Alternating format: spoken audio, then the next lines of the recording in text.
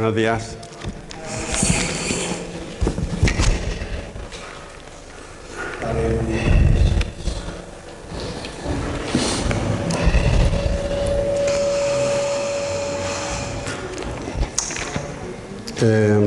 Como todos sabemos, la Iglesia no es perfecta, tiene montones de fallos, de fallas, de grietas, y en esas estamos siempre a veces intentando mejorar personalmente. ¿Se escucha bien, Julio? Pero lo bueno de la Iglesia es que siempre tiene la capacidad de renovarse, tiene recursos inagotables. Nos acercamos al Señor y Él nos da la fortaleza para volver a empezar. Yo siempre recuerdo, ya lo estuve mirando hoy lo tengo aquí presente, pero estuve mirando cuando vinieron dos hermanos de Canadá que vinieron en el 2010 o 2012 para ser exacto, hace 10 años. Y ellos, una cosa que dijeron muchas cosas, pero hay una que yo apunté y se me quedó grabada. Dijo que la Iglesia siempre comienza con una misión, con un movimiento, y ese movimiento con el tiempo se va deteniendo y se queda en mantenimiento. El problema del mantenimiento es como cuando pedaleas con la bici. Si no pedaleas es difícil mantener el equilibrio. El problema es que si la Iglesia sigue mucho en mantenimiento, acaba el museo, donde contamos batallitas de no veas la gloria del Señor hace tiempo, qué bien. Y luego al final acaba en mausoleo, ¿no? A mí me gustó cómo lo explicaron, porque claro, evidentemente nosotros queremos estar en movimiento, no en mantenimiento. No queremos mantener nuestras creencias y puntos, queremos estar en modo conquista. Por lo menos el Señor yo creo que nos lleva siempre a estar en modo conquista. Y a veces olvidamos que la vida cristiana se puede comparar de muchas maneras, pero la vida cristiana es como dice el autor de Hebreos, que algunos dicen que es Pablo, otros que no.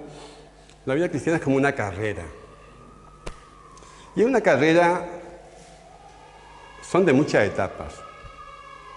Y entonces hay días que uno se quita el dorsal ya, porque si yo ya no corro más. Tú no ves que la gente te anime, tú te sientes regular, te sientes cansado, hay etapas más complicadas, momentos más complicados, y muchas veces tenemos la tentación de abandonar. Y ahí, en Hebreos 12, hay una parte, no voy a predicar de esto realmente, pero a modo de introducción, en Hebreos 12, el versículo 12 dice lo siguiente: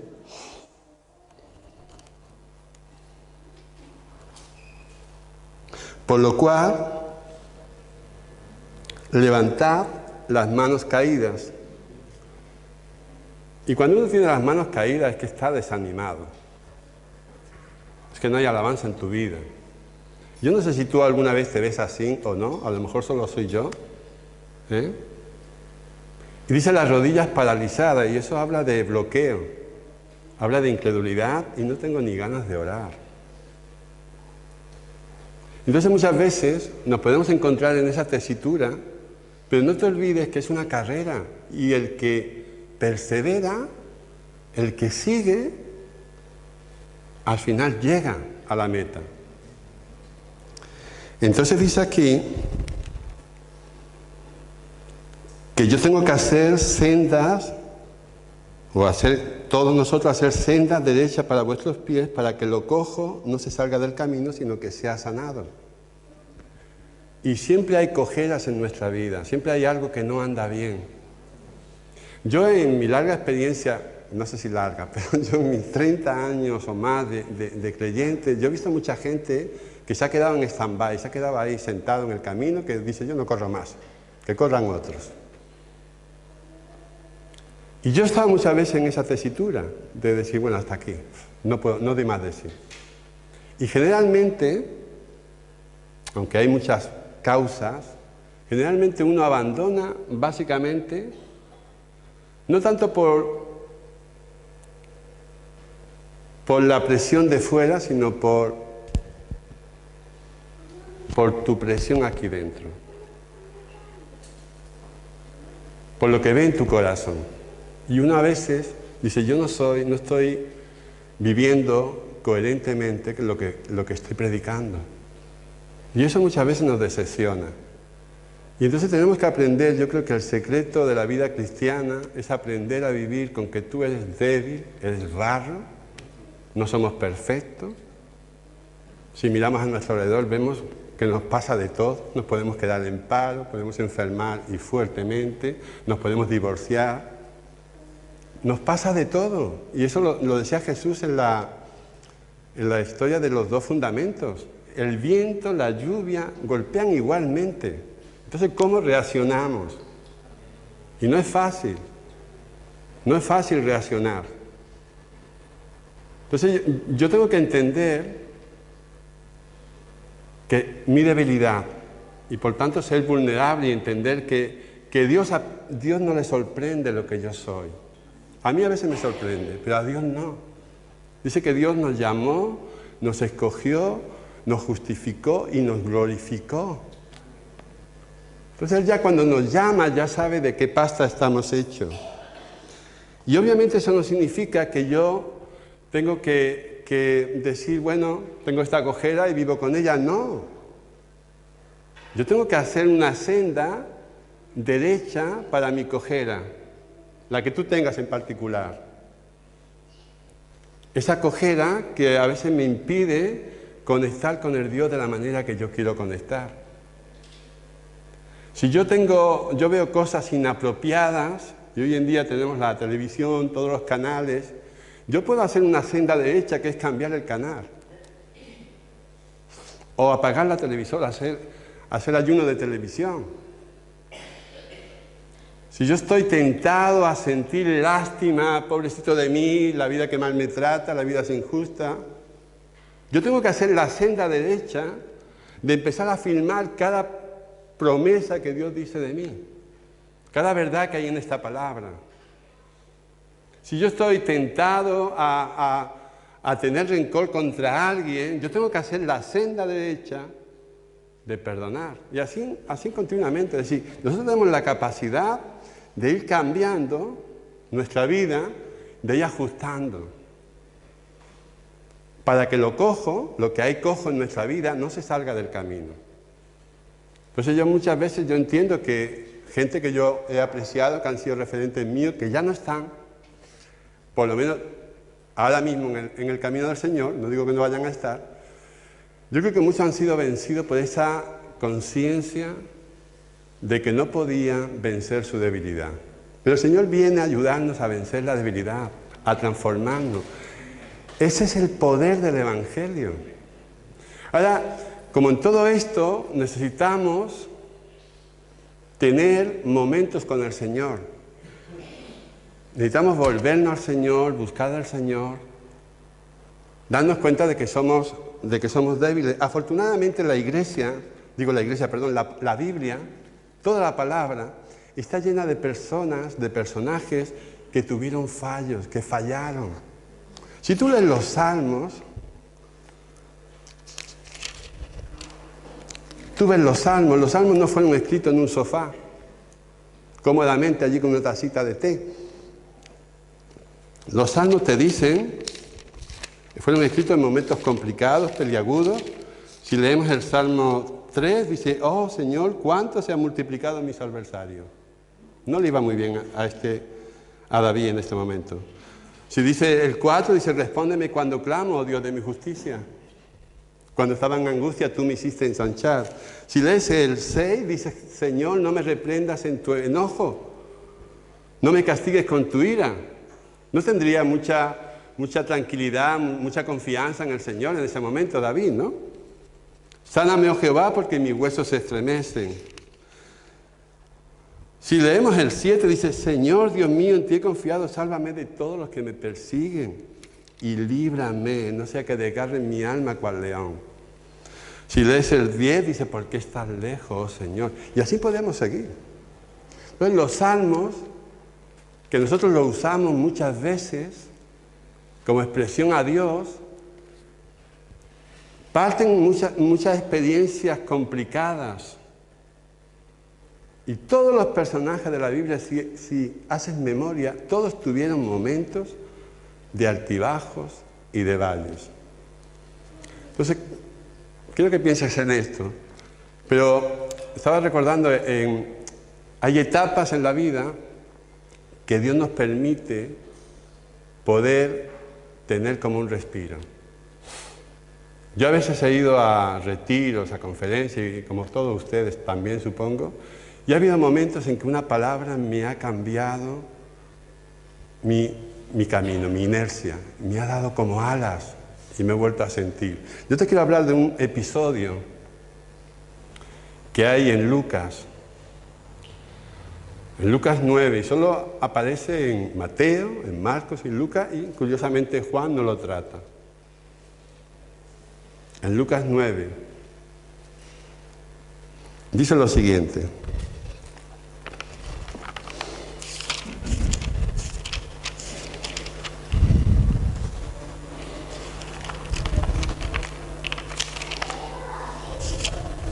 En el versículo 28.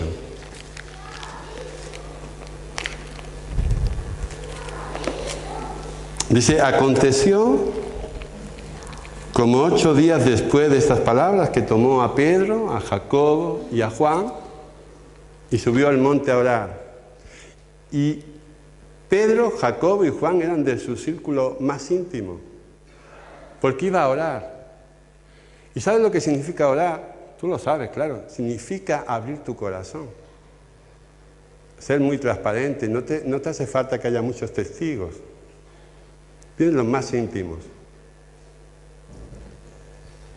Y le dice a ellos 3, vamos a subir al monte a orar. Por lo que uno lee y entiende del mensaje, ellos suben de noche al monte.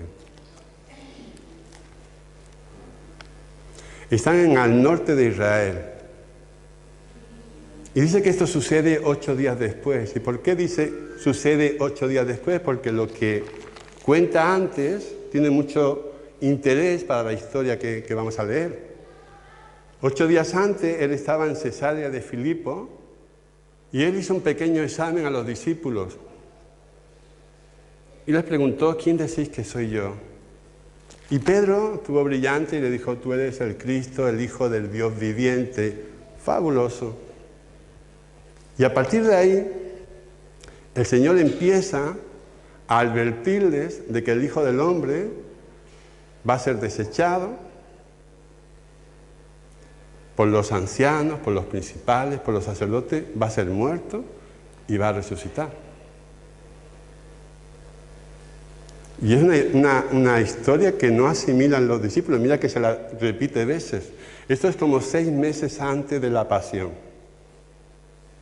Y van camino, van descendiendo a Jerusalén. 6 meses antes Jesús empieza a advertir a los discípulos, esto va a pasar. ¿Y no te pasa a ti que muchas veces tú no asimilas parte del Evangelio? Tú tienes una idea del Evangelio que te va a ir bien y cuando empieza a soplar el viento en tu vida, dice, algo me está fallando. No estoy llegando a entender qué está sucediendo, pero algo no me encaja. ¿Por qué viene esto a mi vida? No lo entiendo. De hecho, Pedro sabemos que intenta reconducir la situación, decir, no digas esto, Señor, ten compasión de ti. Y nosotros hay partes del Evangelio, estoy seguro, que tú las lees, las escuchas predicar y te enteras una parte, la que te interesa. Pero hay otra parte que te está avisando el Señor, que no llegamos a captar. Entonces Jesús le dice a los discípulos, vamos a subir al monte a orar. Y él le dice en el versículo anterior a este capítulo, os digo en verdad que hay algunos de los que están aquí que no van a morir sin antes ver el reino de Dios. En otro evangelio, no recuerdo si es en Mateo o en Marcos, dice que verán al Hijo de Dios viniendo en su poder. Es decir, Jesús cuando sube al monte sabe que va a suceder algo muy especial. De hecho, si nosotros le preguntamos a Pedro cuál es la experiencia más significativa que tuvo, Pedro podría contar muchas cosas, podría contar que anduvo sobre el mar, que vio la multiplicación de los panes y los peces, que vio a Lázaro resucitar, pero sabes que él se acuerda mucho de este pasaje porque él en segunda de Pedro lo cuenta. Dice, nosotros lo vimos y escuchamos una voz que venía del cielo,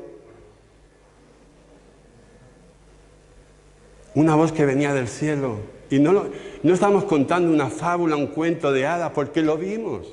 Entonces Pedro se acordaba perfectamente de esto.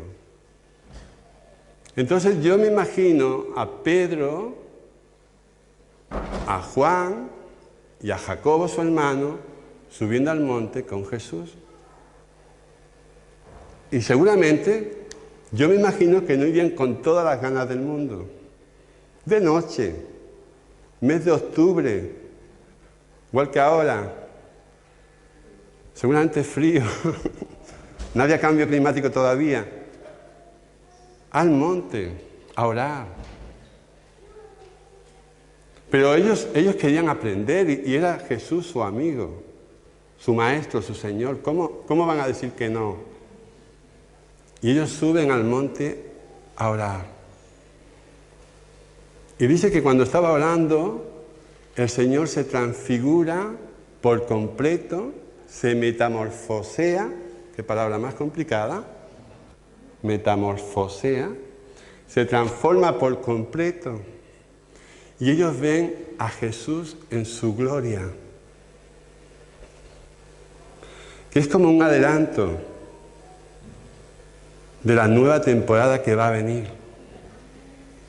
Cuando ellos ven a Jesús en su gloria, le está diciendo, mira, esto es real.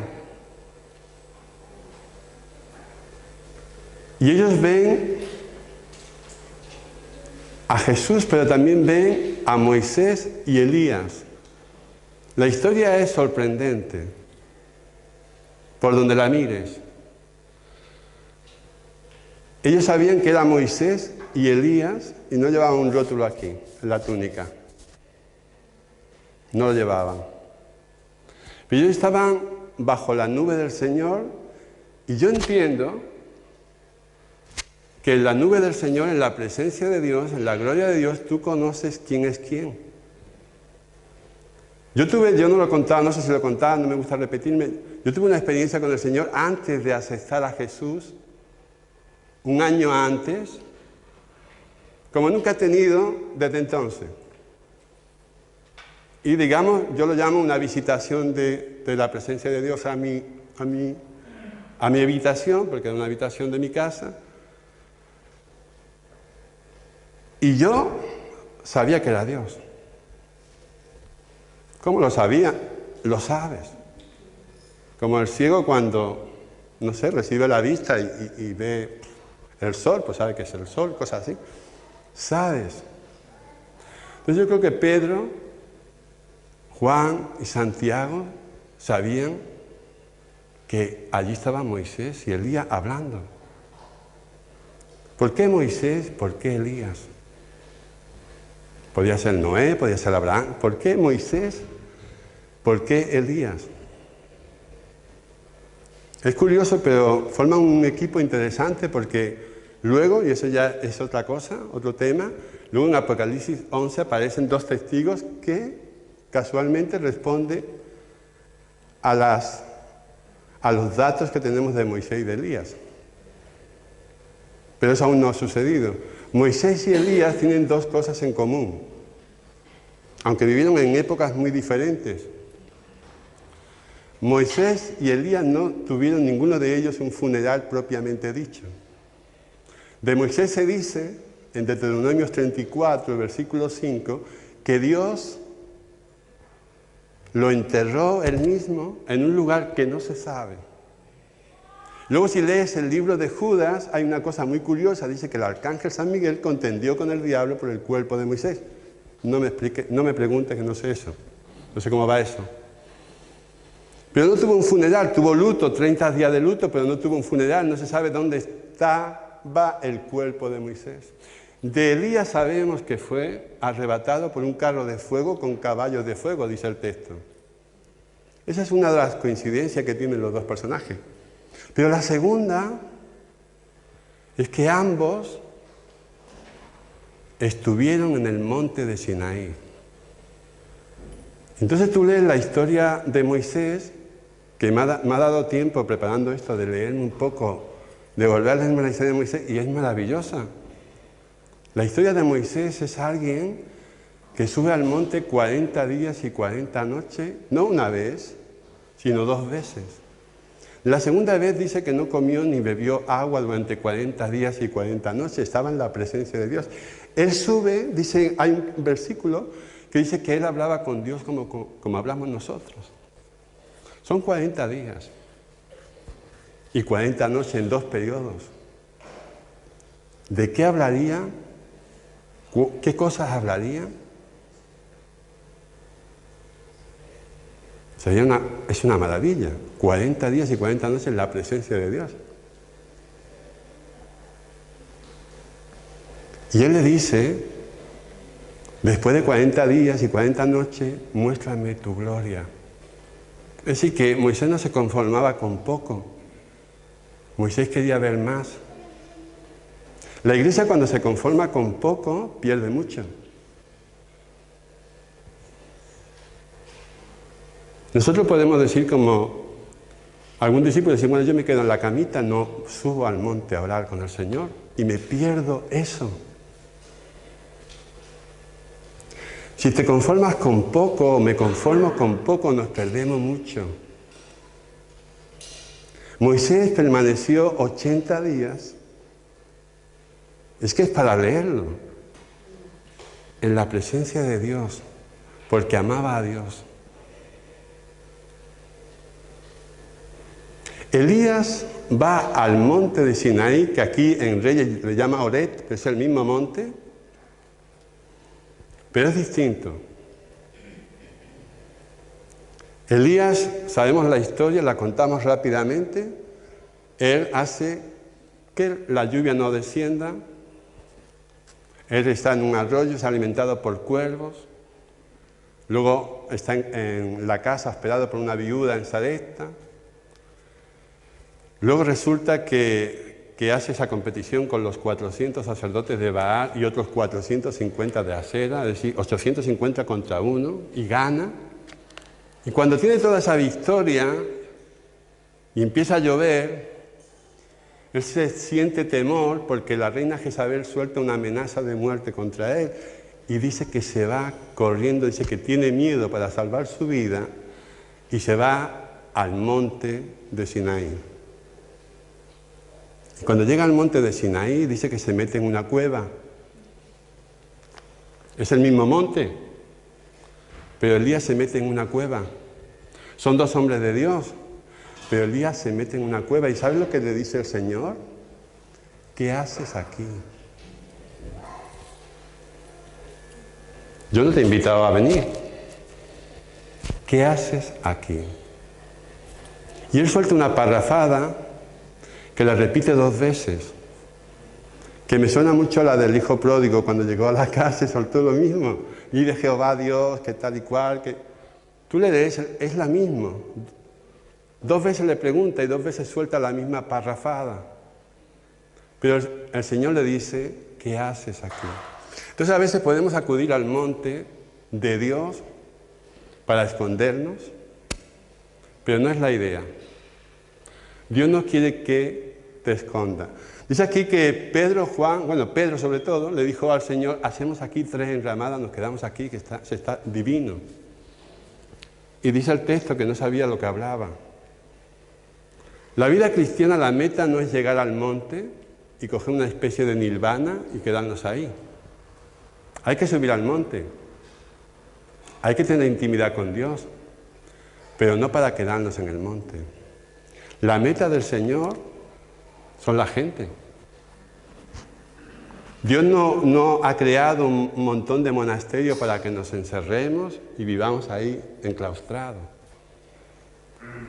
Dios ha creado, nos ha llamado para hacer su voluntad. Pero para hacer su voluntad, como hemos estado cantando en esta canción, tenemos que reflejar su gloria. Pero gloria en vasos de barro, porque somos gente imperfecta. Y a veces por pensar que somos gente imperfecta nos quedamos cohibidos, nos metemos en la cueva. No.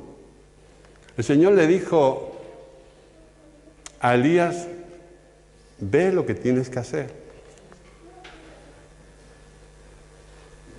El Señor cuando pregunta ¿qué haces aquí? No es porque no lo sepa, sí lo sabe. Lo pregunta para que nosotros tomemos en cuenta por qué estamos aquí. Entonces a veces si la presencia de Dios se me convierte en una excusa para evadirme de la realidad que tengo, mal asunto, mal negocio. Dios me llama a ser sal, a ser luz y a estar con la gente. Entonces mi fe en el Señor se tiene que demostrar día a día con la gente. ¿Amén? Entonces yo te invito, para no hacer largo esto, yo te invito a subir al monte, a tener temporadas con el Señor, a tener intimidad con Dios, a buscarlo con todo el corazón, a decir, Señor, queremos estar contigo, queremos trabajar para ti. Porque ¿sabes una cosa? Dios tiene grandes cosas siempre. La palabra de Dios dice en Isaías, cuando Isaías tiene la visión, que la tierra está llena de su gloria. Y en Habacuc dice que la tierra será llena del conocimiento de su gloria. Entonces hay una diferencia. Está llena porque la gloria está, aunque no la percibamos, pero va a ser llena del conocimiento de su gloria. ¿Amén? Muy bien, oramos. Señor, queremos darte gracias, mi Dios. Queremos pedirte, Señor, que Señor, tú nos ayudes, mi Dios, a subir al monte, no a escondernos, Señor, no a refugiarnos de la realidad, Señor, sino a buscar tu gracia, tu misericordia, tus instrucciones, Señor. Ayúdanos como Moisés a amarte, Señor, a anhelar tu presencia, a desearte, Señor. Ayúdanos como iglesia a responder a los desafíos que tú has puesto en nuestro corazón. Señor, tú pones retos en nuestra vida, Señor. Yo te pido por esta congregación que nos permita, Señor, buscarte con todo el corazón, pero no para escondernos de lo que nos rodea, Señor, no para escondernos de la realidad. Ayúdanos, Señor, en el nombre de Jesús. Amén. Muy bien, el Señor os bendiga.